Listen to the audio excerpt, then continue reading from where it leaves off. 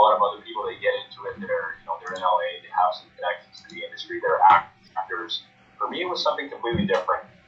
I should say I've always had an interest in acting. As a younger person, I was into the arts. I'm like, all good? Yeah, it was just my phone. I didn't realize I had unmuted it, so sorry. No problem. No, that's okay. No, I was in the school play and stuff like that, and I was always kind of interested in the arts. I never really pursued them. And people were telling me, growing up, hey, you got a bit of a radio voice on you. Maybe you should look into something like that. And I never really kind of took it seriously. But there's two things I was very interested in as a young man. And again, one was the arts, acting, stuff like that, and the other was announcing. So I enjoyed, watching specifically sportscasters. The lines they would come up with, the way they would announce the game, the way they would, kind of get you involved and make you feel like, you're at the game. So those kind of, I guess you would say, are my inspirations. Now here's where I get into voice acting. Sorry, I'm getting off track. I'm from Toronto, and there's a hometown Major League Soccer team in Toronto called Toronto FC. And I have a friend who was an intern there, and a job posting came up. I'm originally, by trade, I'm a teacher. Oh, cool. But a job posting came up to be the announcer for Toronto FC. So I'm like, I don't have any experience. I've never, I don't have a recording studio. What am I going to send them? Nonetheless, I ended up applying to it. They got back to me and they said, hey, Mike, can you send us some audio? Here's, the script. Send us an example. Mm-hmm. So I just recorded off my phone, just sent them, an example of, their script, and they said, hey, Mike, you've been selected on the short list.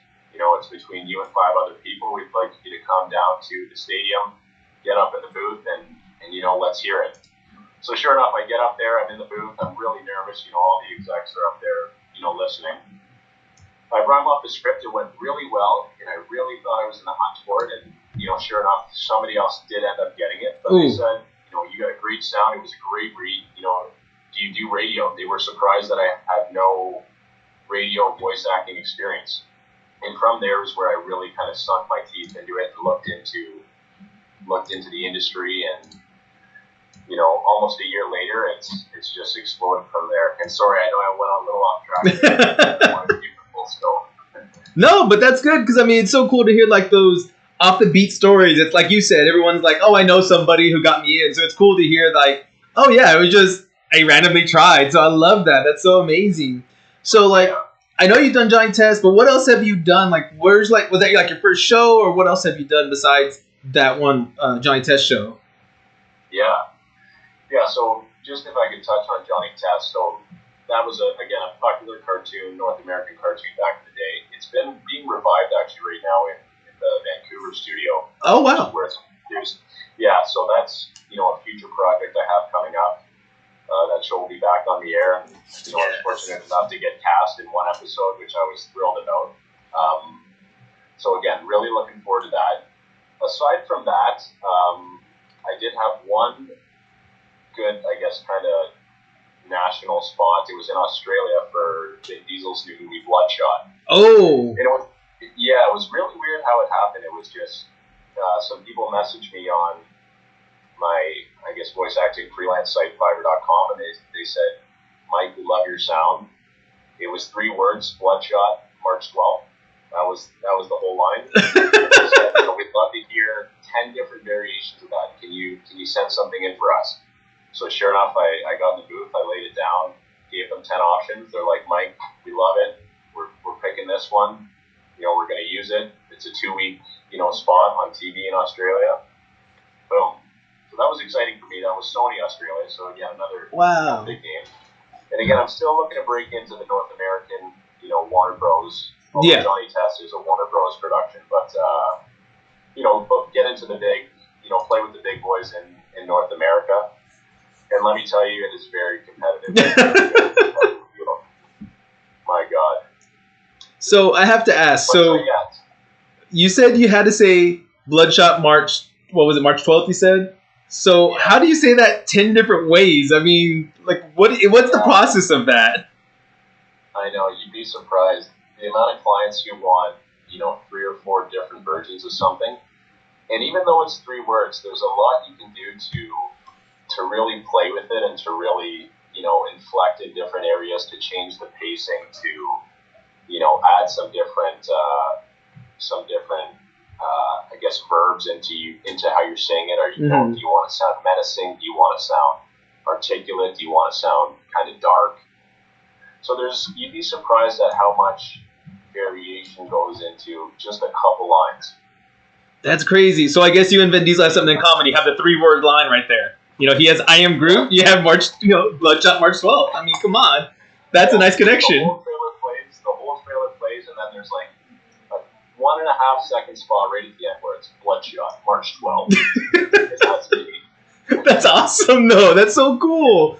I mean, I've been wanting to watch that movie, and I love the comic. I don't know if you ever read it. It's actually, the comic came out, and the character is actually based on Jason David Frank, the Green Power Ranger. So I was like, oh, I want to see the movie. Cool. I did not know that. Random fact. I am so, random fact kind of person. So, I know you said you were doing Giant Test, but is there anything else you can tell us that you're going to come out in, or that's coming out soon kind of thing? Yeah, nothing major right now. Again, I'm still, I'm auditioning 5 times a week for different things. And again, nothing is stuck right now. I'm doing tons of, local radio spots, people's YouTube videos, people's company voicemails, kind of stuff like that. That's just kind of, I guess, tiding me over until I land, something major. Yeah. And, if I can just say too, I've realized very quickly that, there's voiceover and there's voice acting. Okay. What I mean by that is voiceover, you're somebody's answering machine, or you're listening to the Get Your Greek On podcast. Here's your host, Aaron. That would be an example of voiceover. And then voice acting is becoming a character, actually acting, getting crazy in the booth, with your hands, with your face, tensing up if you need to. And I'm finding completely different industries. Some guys, for example, Seth MacFarlane on Family Guy. Oh, God, yeah. 6 or 7 different characters on that show. That's one guy doing that. Oh, yeah, that is true. It's crazy, right? So that's what I would call voice acting. The regular guy who does your radio spots or your movie trailer, that's kind of what I'd call voiceover. Okay. Voiceover, I'm having a lot of success in it. Right now, I'm really trying to break into that animation, voice acting, cartoon, Marvel, whatever it may be. Yeah. And just kind of try to, work on my acting. See, that's really cool. So speaking of Marvel, DC, all of those guys, and all of our old cartoons, I'm in my early 30s, so I want to know if they remake any show or if there's a character that comes out, who would you like to voice act if you could choose anybody? That's a really great question. That's a phenomenal question. I'm still trying to find which characters suit my voice right now. Mm-hmm. So, for example, I couldn't play some, a boyish, cartoonish type sound. A lot of the niche I'm starting to get into is either evil characters, kind of menacing characters, yeah, I know, which is the opposite of me in real life, so I really got to sink my teeth into it. Or kind of, voice of God, kind of wise grandfather. I don't even have kids myself, but these are kind of the niches I'm finding myself in. A character I really love,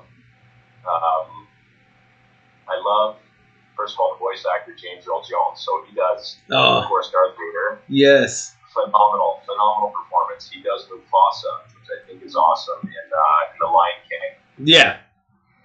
So I love, again, those powerful characters who are, like a Mufasa or like a Vader, who just kind of, they're known for their commanding, voice and their, yeah. That would be cool, though, too. Speaking of Vader, I was told you do a good Vader impression. Yes. So is there any way we can hear it? Yes, of course. So when it comes to Vader, just to preface it, of course, and all the Star Wars fans know that Vader is a very digitized voice, right? There's a lot of echo, there's a lot of flanger. but if you were to hear, James Earl Jones in the booth, it might sound something like this. So it might be like, let me just get my chest up for this one. Love it. All right. You don't know the power of the dark side. Join me, and together we can rule the galaxy as father and son. Ooh, I like it, dude. I can hear it. Like that. Throw in the breaths in there. Throw a little echo and flanger on there, and maybe a little high pass filter, and that's Vader. I can hear it when you say it too. Like I can hear Vader in my head. I love it. That's so freaking cool. I like it.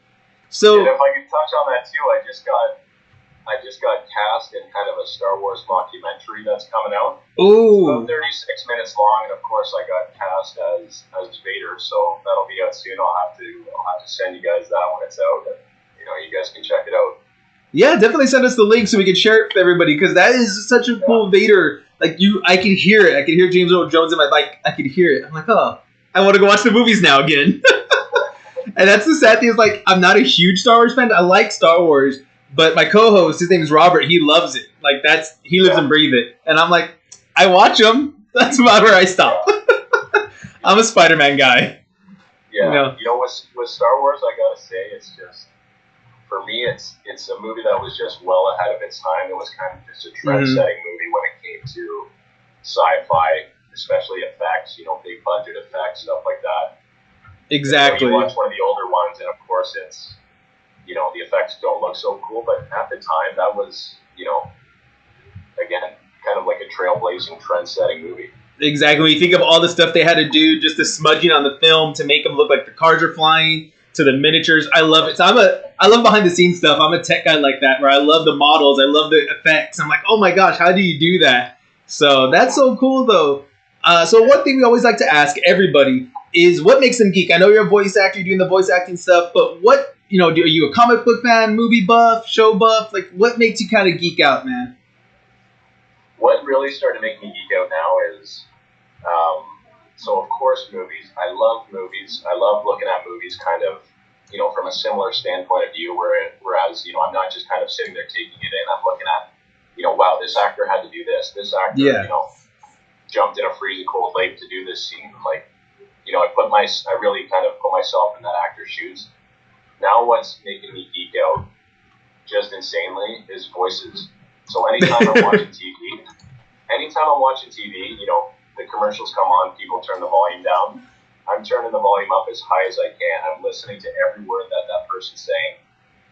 On the radio, the music stops, the commercials come on, I get excited. I crank the volume. I'm listening to all the radio ads, really trying to learn and trying to just, and I get excited when I hear it. And when I hear a really good, really well done spot, or a really, again, just a phenomenal TV commercial, it gets me excited. That's so cool. I'm starting to get to know some of the players in the industry now. So when I hear their voice come on, and some of the pro voice actors who are kind of behind the scenes, you don't know what they look like. They're not, I guess, real actors on screen. They're making me geek out. Oh, that's so cool. I can only imagine. And one last question, because you said that about the voice actors mean some. Is there anybody you would like to meet that's a voice actor, or just an actor in general, that like, man, I hope I can work one day with him? Yeah, of course.